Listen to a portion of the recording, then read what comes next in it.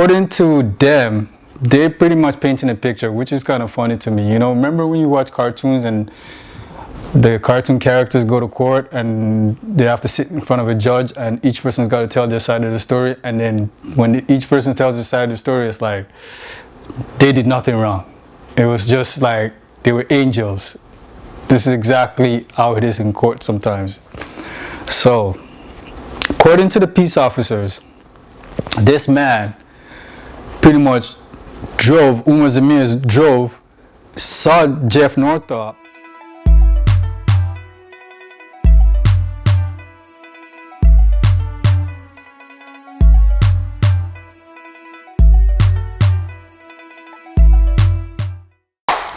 Peace, welcome to another episode of Don't Quote Me on the 27th Letter Podcast. My name is Landry Onigbinde Bay. I know it's been a minute. I think my last upload was like a month ago.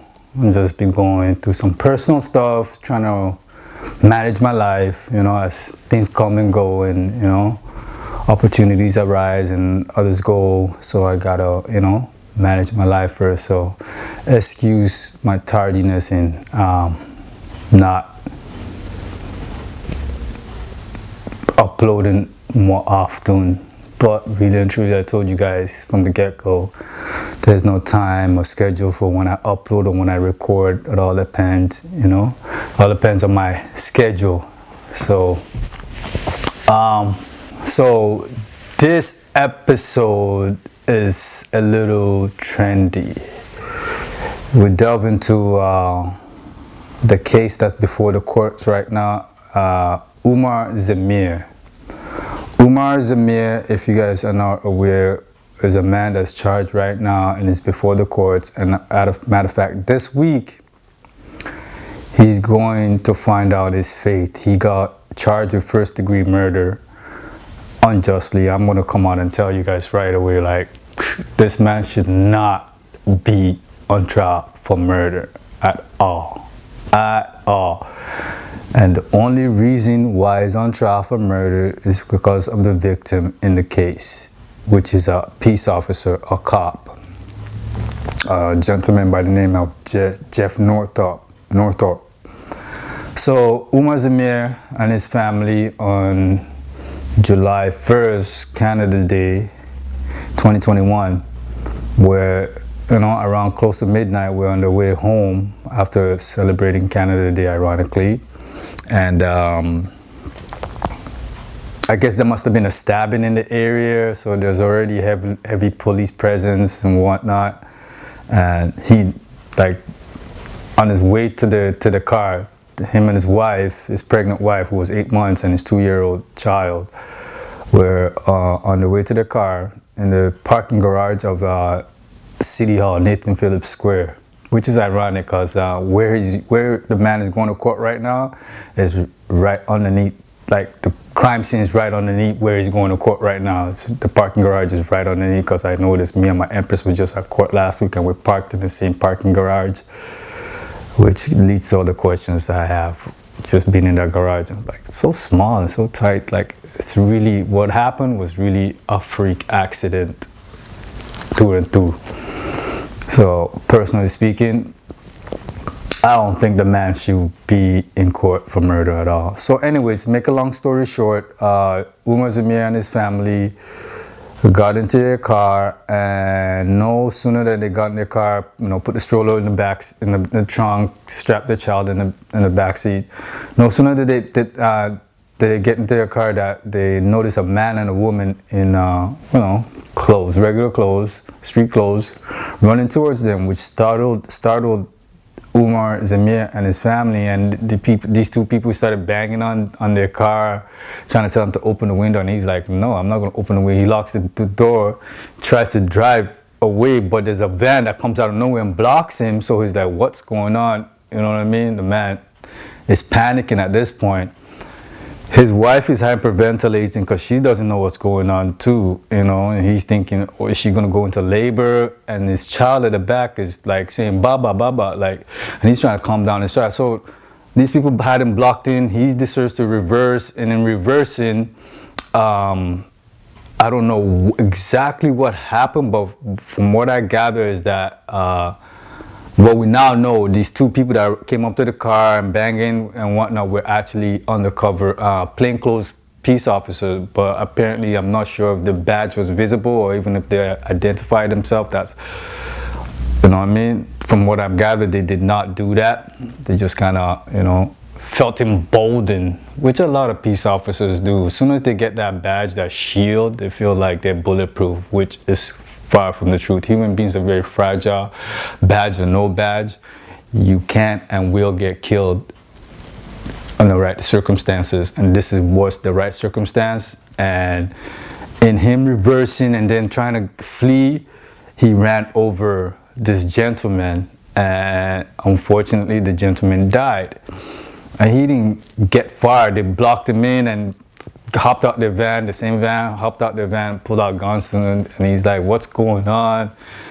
Only then, when they had him in handcuffs, did he realize, oh, these guys were cops, and the guys that were coming to bang on his window and whatnot, demanding whatever they were demanding, were actually peace officers. And now, this simple outing turns tragic, because the gentleman, Jeff Northrop, the peace officer, who was with another female who were the initial two peace officers that ran up to him, banging on the car, on his window and whatnot, were cops. He didn't realize that until they had him in cuffs. This happened within a matter of minutes. You know what I mean? Like minutes from the time he got in his car, they showed up banging.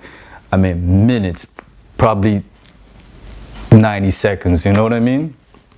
This whole thing took place, and so unfortunately what happened, he didn't even realize that he ran over somebody. He thought it was a speed bump. He was just not in the right state of mind. He had to flee because he did not know what was going on, already knowing that somebody already got stabbed earlier in the day. Earlier. So anyways, now we're at this man's trial, okay? And initially, when I heard the story years ago, it really didn't strike a chord with me. I'm like, oh, whatever. And I wasn't really paying attention to the case at that point. But apparently, he's been on bail. So they charged the man for first-degree murder, which tells you kill a cop, you're not getting bail. In this circumstance, he got bail. That should tell you, what do they really have? Because the day after the incident happened, these guys were, the cops, whoever's spinning the narrative, were like, this is the deliberate hit and run and whatnot, and so on and so forth. And they already put it out there, not knowing the facts of the case. And now that we know the facts of the case, this was not deliberate. This was a freak accident. A freak accident, unfortunate accident that happened, and this man should not even spend a day in jail. He's already gone through a lot as it is. He and his wife and children have gone through a lot, traumatic experience. This is a life sentence within their life already.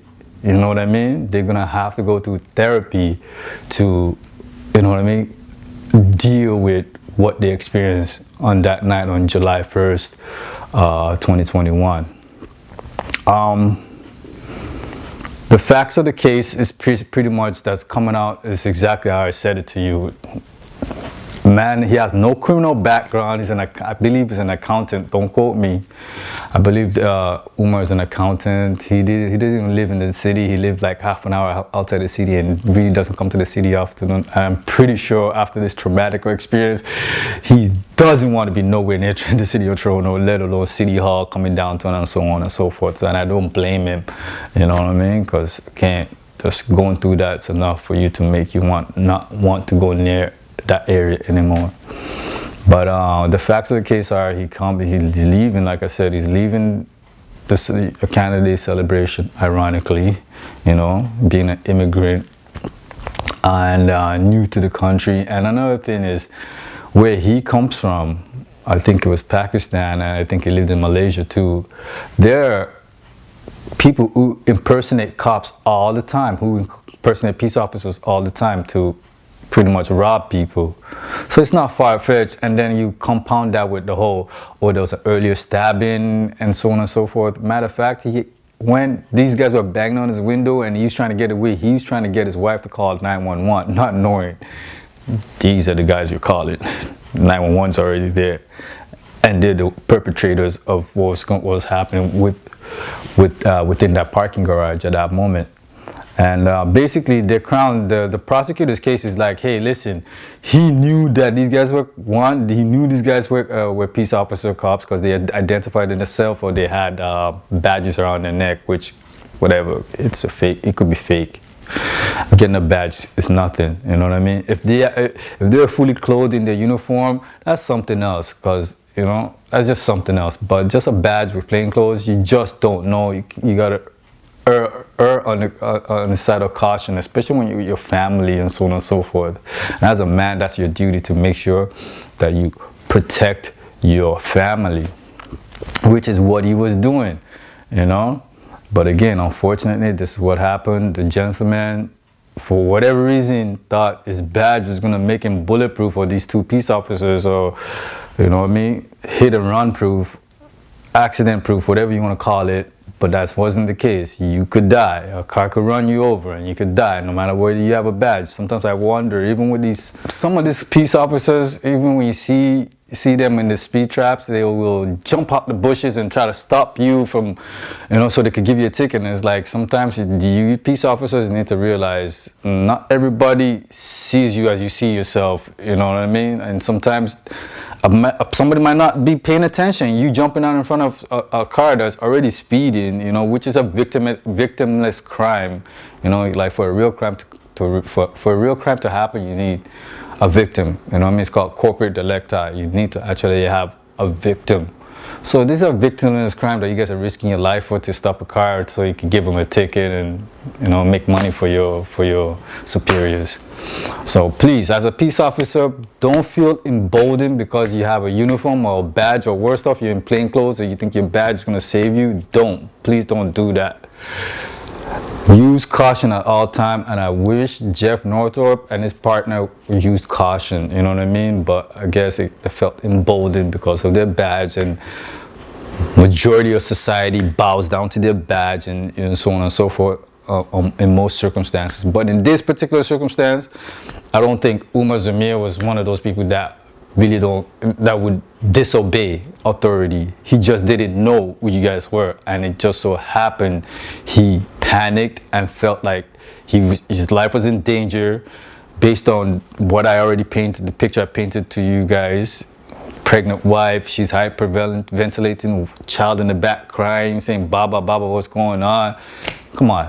What do you want a man to do? You know what I mean? And he did not realize that he ran over a human being till after he was in cuffs, and they pointed to his car and say, look, there's blood on the car. And that's when he realized, what, I really ran over somebody. And you could see the remorse and so on and so forth. So like, this man does not, the last couple of years of his life since 2021, July 2021, was like unnecessary. You know what I mean? Like, it's bad enough that he took somebody's life accidentally, but now you got to put him to the gauntlet of this whole charade, which again is because he's a peace officer. Because the victim's a peace officer, that's why we've gotten this far. And I don't think it's fair to him or his family or taxpayers, because it's a waste of money. But again, the biggest gang, because that's what he thought too. He was calling the people in the van and the two people that came running, he thought they were gangs, not knowing, yes, they are a gang. You know what I mean? Listen, as a peace officer, if you're watching this, please, and you're taking it personal, what I'm saying, that's on you. You personalize it. But I'm talking about in general, the institution, there are people who literally will join the police force to feel emboldened, to feel important. You know what I mean? Status-wise, and you cannot deny that. And then that has a mitigating factor in how they conduct themselves in society when they're at work, And like, for example, so let's get into some facts regarding the case. According to the peace officers, which is what their theory is, okay, I'm going to get into the credibility of a couple of the peace officers, in particularly Forbes and Pace. According to them, they're pretty much painting a picture, which is kind of funny to me. You know, remember when you watch cartoons and the cartoon characters go to court and they have to sit in front of a judge and each person's got to tell their side of the story, and then when each person tells their side of the story, it's like they did nothing wrong. It was just like they were angels. This is exactly how it is in court sometimes. So, according to the peace officers, this man pretty much Umar Zameer drove, saw Jeff Northrop, and with Jeff trying to stop him like this, ran him over, and it flipped all over the man's hood, the hood of his car, and so on and so forth, and all kind of madness. It was just far-fetched, because again, this man has no reason to flee. He did nothing wrong. He just didn't know these guys were peace officers. And one thing I want to mention is Jeff Northrop's size. The guy is like 6'3", 6'5", almost 300 pounds, right? So if this happened according to them, there will be evidence that, hey, impact on some type of damage to the man's car. None of that is there. There's some fingerprints on the hood of the car, which we don't know when that could have been put there, and it wasn't identifiable because it's like it wasn't. But we know there's a couple of fingerprints, but it wasn't like the way they said it was, because it was at the side, on the driver's side of the hood of the car. So it wasn't like in the middle, you know, the way they're describing it. Like it would be right in front of, in the middle of the car. And anyways. They also made it seem like this man just totally disregarded them as peace officers, which again was up for question.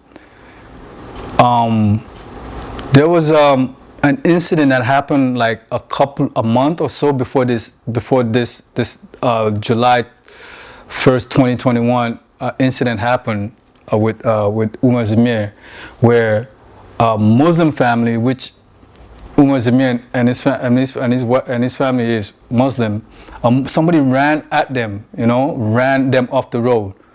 So there were some Muslim family. So this was in the news. So when you compound that, what they heard that happening, and then the stabbing that took place earlier before they got into the parking garage, where they came from, the country which they originated from, where you have peace officers, people impersonating peace officers to kill and rob you. So all these mitigating factors, unfortunately, played into the man's state of mind. So he literally did not know what was happening. It could have been a hate crime, somebody trying to approach them, because just like they heard a month ago where a Muslim family ran off the road just because they were Muslim, and Umar Zameer's wife was wearing a hijab, so they're visibly Muslim, a Muslim family.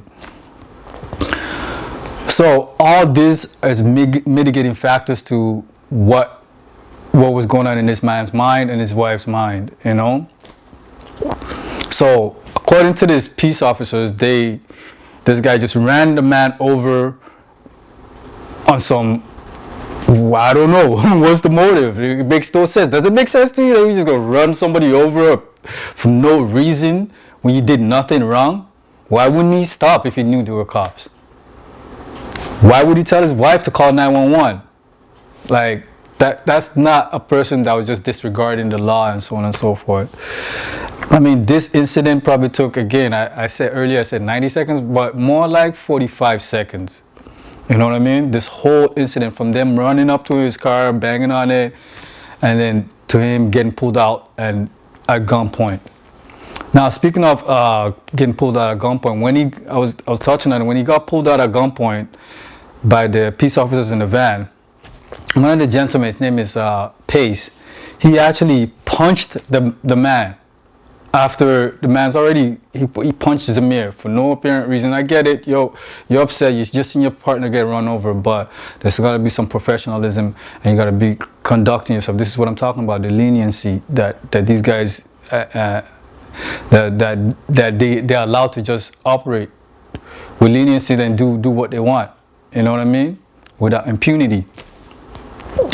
Anyways, Pace, who unprovoked punched Umar Zameer, which is on record, he admits to it, is actually not a credible person at all. He was before the tribunal, or he was being reprimanded for basically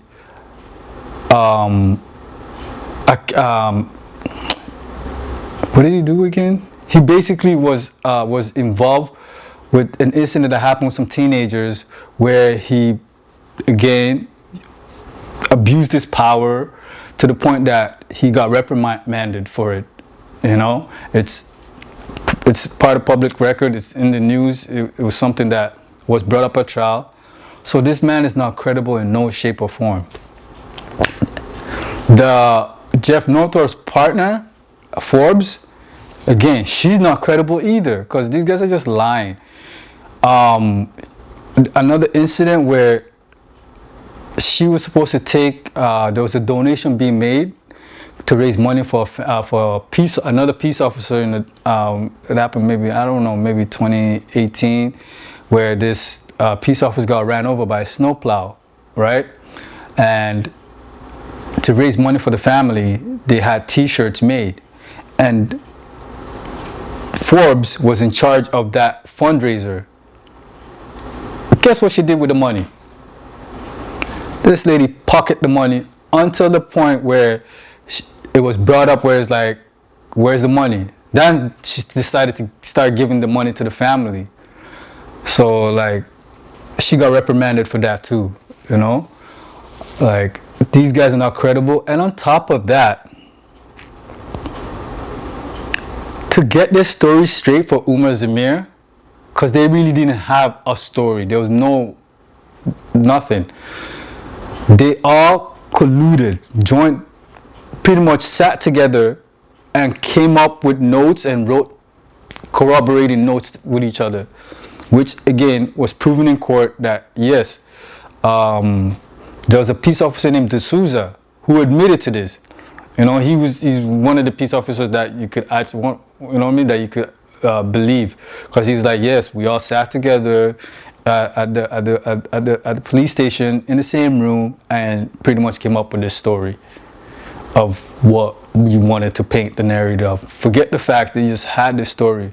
So his defense, Umar Zameer's defense, obviously highlighted that and made it a clear point that these guys are not credible. They all colluded to come up with a story that, you know, Jeff was just ran over by this maniac called Umar Zameer.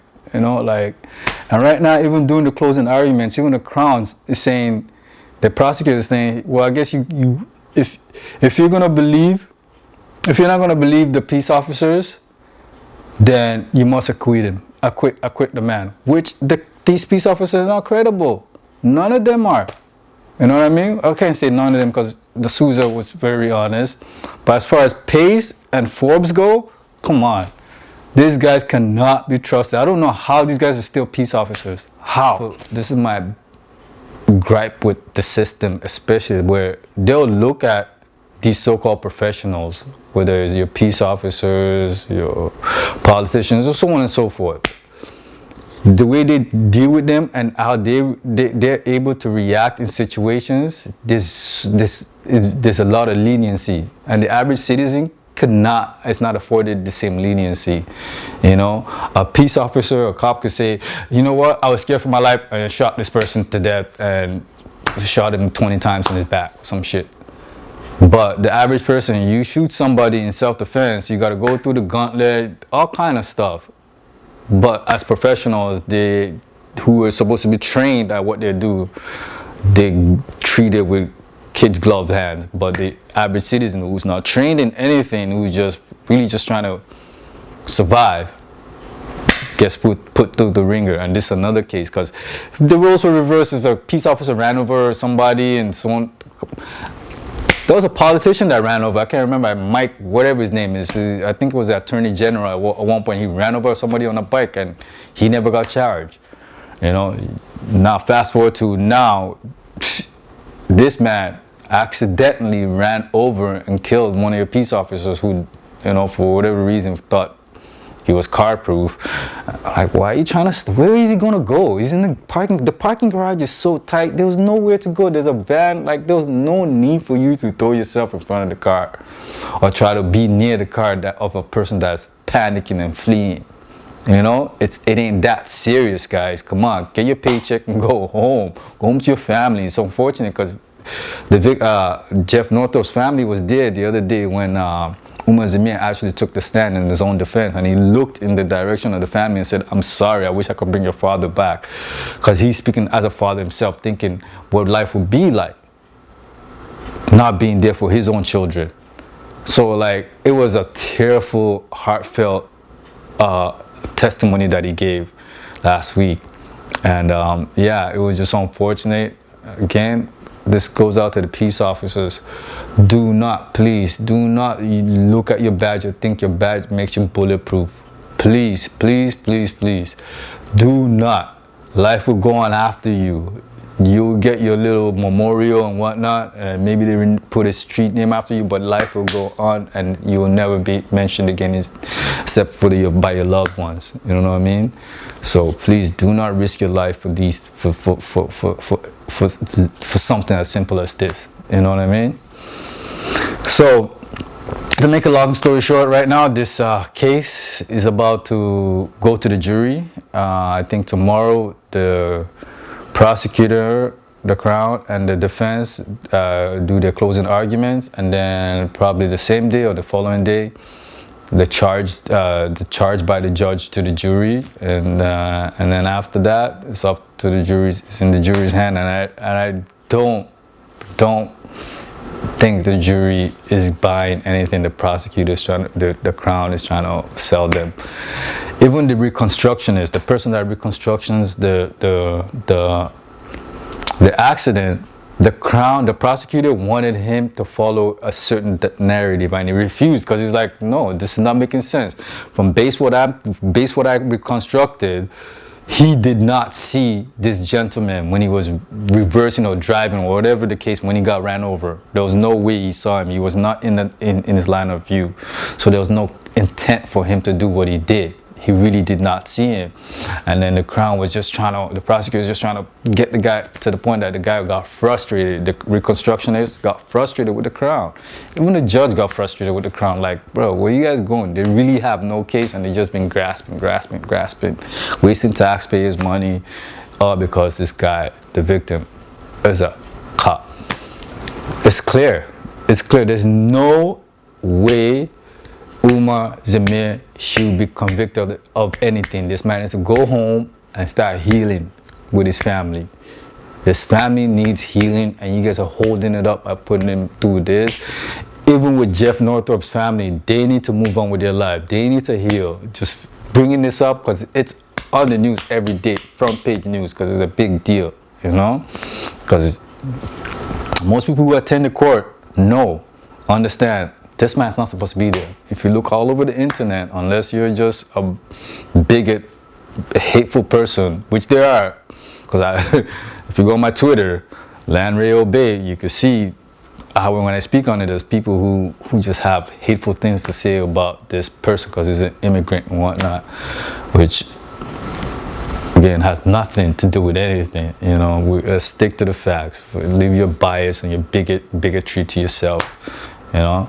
Again, this man should go home, and I'm hoping all goes well for this family, for the Zameer family. Before you guys start suing and going to get into civil suits, go heal. Money's not going to change much for you or anybody. That's the facts of life, because the healing and the trauma you guys went through, there's nothing they could give you to compensate for it. I'll tell you that right now. Nothing. All right. What's today's I'm making this on the 18th, April 18th, and I believe right now the defense and the crown, the prosecutors, are doing their closing statements, and then after, probably tomorrow or starting today, sometime during once the lawyers finish their closing submission, the judge is going to do her charge to the jury. And by the way, the judge, this is one of the I'm very confident with this judge. You know, like, she seems like a fair one. She sees through it. Everybody sees through this. Everybody. And the only reason why this guy's before the court is because this guy is a peace officer. The victim is a peace officer. Let's check out my next video, which talks about the importance of knowing your tribe, finding your tribe. All right.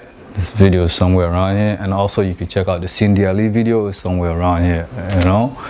All right. I'm out. My name is Landry Onigbinde Bay. Thank you for joining me again. 27th Letter Podcast. Don't quote me. Peace.